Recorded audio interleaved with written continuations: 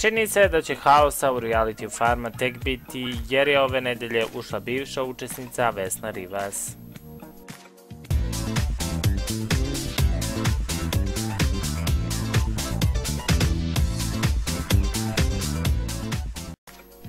Najomraženija ukućanka prošle sezone realitija Farma ponovo je ušla u taj show i napravila pravu pometnju. Ona se u četvrtak popodne pojavila na imanju na koje je ušla sa tajnim zadatkom. Naime, ona mora da zakomplikuje i ovako komplikovane odnose farmera, a sve ukućene mora da ubedi da reality traje do 3. januara. Imajući u vidu da je Vesna u prošloj sezoni Farme bila najomraženiji takmičar, ne treba da čudi što se produkcija odlučila na ovakav korak. Iako su se svi sa njom pozdravili, jedino je Ekrem psovao kada je video da im se ona pridružila. Ipak, on je kasnije rešio da je pozove da spava pored njega i njihovi odnosi su, bar za sada, dobri.